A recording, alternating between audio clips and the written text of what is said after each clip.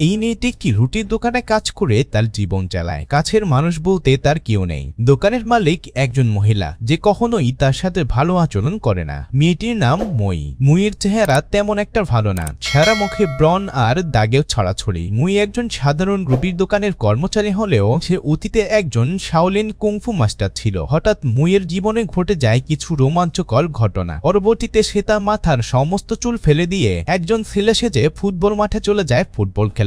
কি এমনটা হয়েছিল মুইয়ের জীবনে? কিভাবে এমন বদলে গেল মুই? কেনই বা সে ছেলে সেজে ফুটবল খেলতে গিয়েছিল? জানতে হলে আপনাকে আমাদের ভিডিওটি শেষ পর্যন্ত দেখতে হবে। তো চলুন গল্প শুরু করা যায়। মিস্টার ফাং জাতীয় দলে ফুটবল খেলা একজন বিখ্যাত খেলোয়াড় ছিলেন। তিনি এত ভালো খেলতেন যে দর্শকরা তাকে ভালোবেসে গোল্ডেন লেগ উপাধি দিয়েছিল। কিন্তু সে তার টিমমেট হাংয়ের কথায় টাকা লোভে পড়ে ম্যাচ ফিক্সিং করে সেই 20 বছর আগেই নষ্ট করেছিল তার ক্যারিয়ার। বর্তমানে সে মিস্টার হাংয়ের পিছে পিছে ঘোরে। কোনো এক সময়ের সেই গোল্ডেন লেগ খেত ফাং মিস্টার হাংয়ের দলের কোচ হতে চায়। মিস্টার হাং এখন টিম ইভিলের মালিক। মিস্টার হাং ফাংকে বলে, তুই কি করে মনে করিস তোকে আমি আমার দলের কোচ বানাবো? 20 বছর আগে সে কথা কি ভুলে গেছিস তুই? আর তোকে একটা কথা বলি, সেদিন আমার দলের লোকজনই তোর পা ভেঙে দিয়েছিল। এখন তুই আর সেই আগের গোল্ডেন লেগ নেই, তোর একটা ভুঁড়ি ছাড়া আর কিছুই নেই। এইভাবে মিস্টার ফাংকে সে অপমান করে। ফাং নিজের ভুল বুঝতে পারে। নিজের দুঃখ বলতে সে মদ খেয়ে মাতাল হয়ে যেখানে সেখানে ঘুরে বেড়ায়।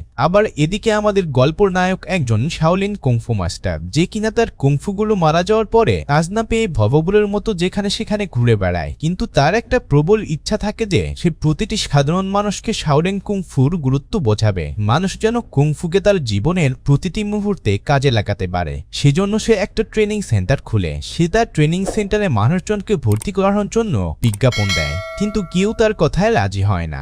গল্পের শুরুতেই দেখানো হয় মিস্টার হাংয়ের শক্তিশালী ফুটবল টিম ইভিল গত 5 বছর ধরে ফুটবল শিরোপা জিতে আসছে। সাংবাদিকরা যখন তাকে প্রশ্ন করে কিভাবে বারবার টিম ইভিল জিতে যায়, সে উত্তর দেয়, আমার টিম সবচেয়ে সেরা টিম এবং সেরা কোচ দ্বারা পরিচালিত, সেজন্যই আমরা সব সময় জিতে থাকি। সংবাদ শেষে ফাং মিস্টার হাংকে বলে, আমি অনেক ভালো কোচিং করাতে পারবো, আমাকে তোমার টিমের দায়িত্ব দাও।